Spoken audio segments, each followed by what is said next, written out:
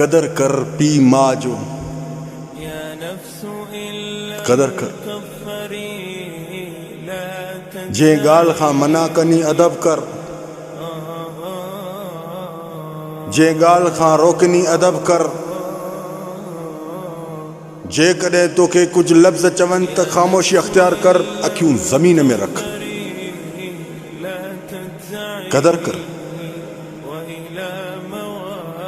अगर इन्हनि जो कदर न कंदे न, जंहिं वक़्त में सम्झ ईंदी अथई उन वक़्त में इहे वीचार न हूंदई। याद रखो इंसान हयात अबे अमर जी इज़्ज़त कर, हयात अबे अमर जो अदब ऐं एहतराम कर। जंहिं ॻाल्हि खां रोकनी सो वॾी ॻाल्हि हूंदी आहे उहा बि। अगरि पंहिंजे गुस्से में ऐं ज़िद में उन्हनि खे न मञराइजांइ कॾहिं बि। जेकॾहिं गुस्से में ऐं ज़िद में पंहिंजे पीउ माउ खे मञराई त सम्झ पंहिंजी मुसीबत पंहिंजो पाण पंहिंजे क़रीब की। हिकिड़ा वीचारा अबू अमड़ हूंदा न, औलाद जे जज़्बात खे ॾिसी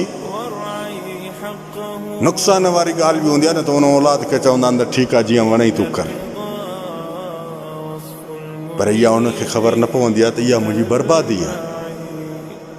सची दिलि सां अगरि उहे इजाज़त ॾियनि त उहो तोखे कामयाबु कंदो।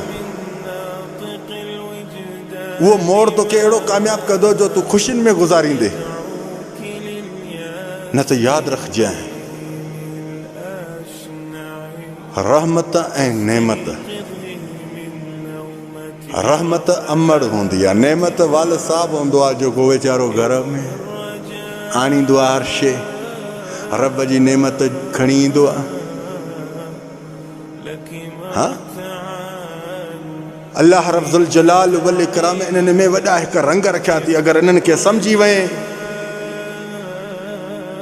इन्हनि जो अदब ऐं एहतराम की, ज़िंदगीअ में को ॾुख ऐं परेशानी ॾिसी वञे त मुंहिंजो बि नालो शेख ज़ुबैर अथई। जेका वणे तूं हालत कजांइ। कदर कर इन्हनि जी हयाती में, न त जंहिं वक़्त में तोखे सम्झ ईंदी उन वक़्त में इहे वीचारा ज़िंदा न हूंदा अथई। जज़ाकल्लाह ख़ैर, मां सलाम।